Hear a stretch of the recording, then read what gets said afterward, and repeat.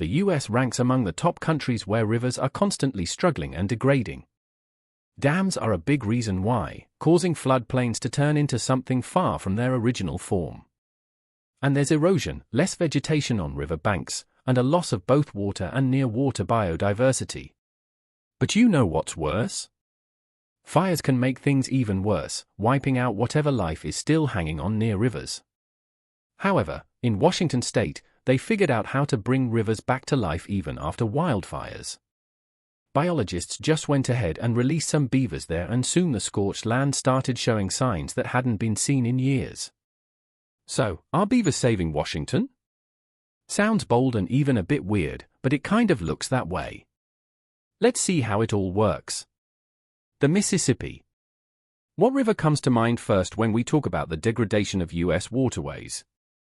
Of course, it's the country's main artery, the river tied in one way or another to 40% of all land in the continental US, the Mississippi, with its endless web of tributaries. That's where we'll start our video. You can get a sense of just how much people affect the river by looking at the dead zone in the Gulf of Mexico. It shows up for most of the summer off the coast of Louisiana and is basically a buildup of nitrates and phosphorus that flow into the Mississippi from farming, industry, and everything else that creates waste. But that's not all, because active human activity in the Mississippi River Basin also leads to the loss of real biodiversity hotspots, floodplain forests, and wetlands.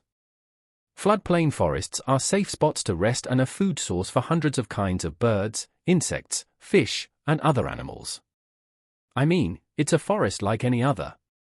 But here, it's also, let's say, a tricky kind of forest that can get flooded by the Mississippi itself or one of its tributaries. So, in forests like these, you might find even more species. From those that are far from endangered to those that people go out of their way to protect. For example, the floodplain forests in the upper Mississippi area are home to 180 species of birds during nesting and migration.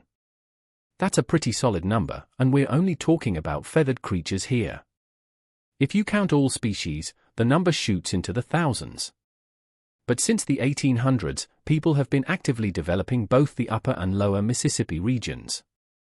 When it comes to the upper part, it's lost nearly half of its floodplain forest cover from back then up to now.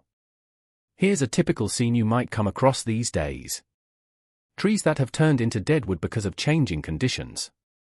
This photo's from Reno Bottoms, a wildlife refuge not far from the Minnesota-Iowa border. In the lower Mississippi, where all kinds of species live, only 30% of the land is forest, according to a 2020 study. Sounds good. Overall, it's better than in some other places.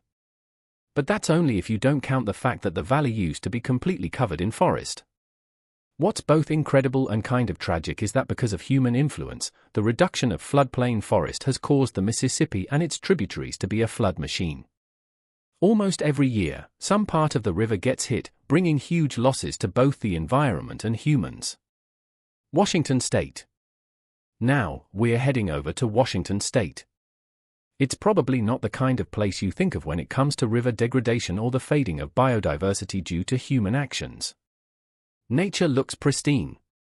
The waterways seem close to perfect, but that's just the way it looks. Because in fact, human influence has affected the ecosystems of the state's waterways, too. According to the Center for American Progress or CAP, more than 46% of all rivers in Washington have been altered. And if you break the rivers down by size, 68% of all large rivers have been changed along with 42% of smaller streams and rivers. A couple more figures. In Washington, 10% of rivers don't flow freely because of barriers like 751 large dams. And 44% of rivers run through land that's been heavily developed or modified by human activity. According to estimates, before European settlers actively developed the waterways of Washington, coastal areas like floodplain forests and wetlands covered 40 to 50% of the landscape. Then came the era of excessive livestock grazing along rivers and streams, agricultural development, intense resource extraction, and deforestation.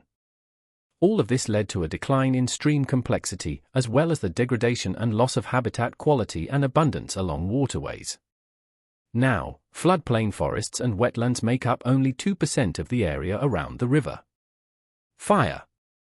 When everything's already bad, something comes along that makes it even worse. Fires. In 2015, a fire broke out on the Twist River, a tributary of the Metho, and then spread over an area of 11,100 acres. Judging by the reports from the scene, nature really suffered. A fire is something that wipes out everything with even the slightest trace of life. So, the Twist River and its surrounding area lost a large portion of its biodiversity.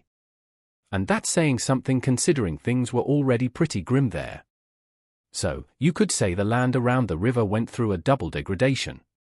You know what really helped restore a completely ruined land? What can help bring water routes back to their original state even after double degradation from human activity and fire? Surprisingly, but it's those who gnaw on trees, literally reducing their number, beavers.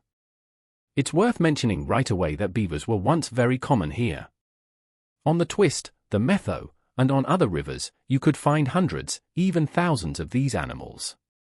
However, then European colonizers arrived, and in their rush to make money, they hunted every toothy engineer they could get their hands on. The result, there were almost no beavers left in Washington. In 2007, the Metho Beaver Project was launched, which focuses on restoring the population of beavers once wiped out on the Metho River. After the 2015 fire, 3 pairs of beavers were released into the streams of Black Canyon through which the Metho River flows. Later, after a certain period, the researchers came back and found that all the beavers had successfully survived the winter and even built 1 or 2 dams. After that, it was discovered that there were already 7 or more dams on each observed site. Beavers. You could say that the land restoration project's going just great. Beavers are building their dams to create ponds where they can hide from predators. And for land restoration, this is the perfect setting. This is how it works. The dam blocks the river, which creates a pond in front of it. You could say that thanks to the dam, the water overflows. What does that mean? Floodplain forests and wetlands get the water they lost due to human activity a long time ago. When it comes to the conditions after the fires, beavers are like a booster shot for nature that needs to recover. Because the wetlands and floodplain forest created by these animals are a magnet for a huge number of different species. So after a while, the researchers arrived at the area that had been recently burned. They saw dams with a series of large, deep ponds behind them, and around them was land covered in marsh and shoreline plants, including aspen shoots.